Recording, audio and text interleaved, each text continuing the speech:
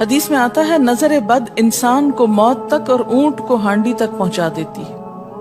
اونٹ کو ہانڈی تک پہنچانے کا مطلب کیا ہے؟ ذبح کرنا پڑ جاتا ہے، تڑپنے لگتا ہے۔ آپ صلی اللہ علیہ وسلم نے فرمایا اللہ کی قضاء اور تقدیر کے بعد سب سے زیادہ نظر بد کی وجہ سے میری امت میں اموات ہوں گی۔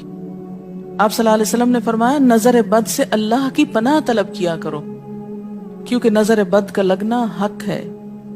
اسماء بنت امیس نے آپ سے گزارش کی کہ بنو جعفر کو نظر بد لگ جاتی ہے تو کیا وہ ان پہ دم کر سکتی ہیں؟ آپ نے فرمایا ہاں، یعنی ایک عورت بھی دم کر سکتی ہے، اور اگر تقدیر سے کوئی چیز سبقت لے جانے والی ہوتی تو وہ نظر بد ہے۔ آپ نے فرمایا بے شک نظر بد انسان پر اثر انداز ہوتی ہے، حتیٰ کہ اگر وہ ایک اونچی جگہ پر ہو تو نظر کی وجہ سے گر بھی سکتا ہے، یعنی فزیکلی بھی اثر انداز ہوتی ہے۔ اور آپ دیکھیں کہ وہ قرآن پاک میں نہیں آتا وَمِن شَرِّ حَاسِدٍ إِذَا حَسَدَ، اور حاسد کی شر سے جب وہ حسد کرے، تو نظر بد ہوتی کس کی ہے؟ حاسد کی ہوتی۔ بری نظر کس کی ہوتی ہے؟ حاسد کی۔ تو جو صبح شام 3 دفعہ یہ پڑھتے رہے ان کو حاسد کچھ نہیں کر سکتے، ان کا کچھ نہیں بگاڑ سکتے، جتنا چاہیں گھورتے رہے۔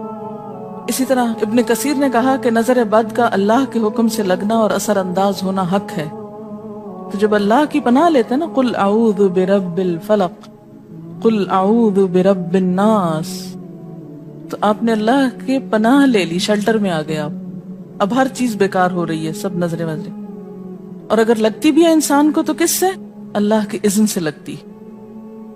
حافظ ابن حجر کہتے ہیں کہ نظر بد کی حقیقت کچھ یوں ہے کہ ایک خبیث الطبع انسان اپنی حاسدانہ نظر جس شخص پر ڈالے تو اسے نقصان پہنچے۔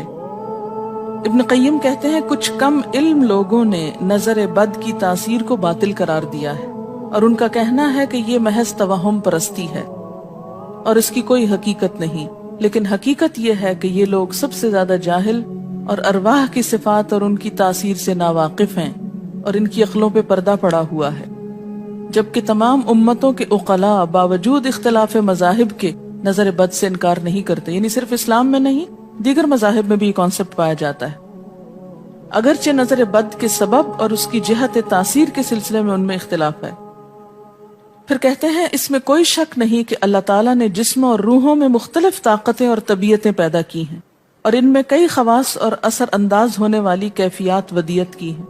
آپ دیکھیں کہ لو چلتی ہے تو اثر نہیں ہوتا، اس کا بھی تو اثر ہوتا ہے نا، حالانکہ وہ نظر نہیں آ رہی ہوتی، اور کسی عقل مند کے لیے ممکن نہیں کہ وہ جسموں میں روحوں کی تاثیر سے انکار کرے، کیونکہ یہ چیز خود دیکھی اور محسوس کی جا سکتی ہے، اور آپ دیکھ سکتے ہیں کہ ایک شخص کا چہرہ اس وقت انتہائی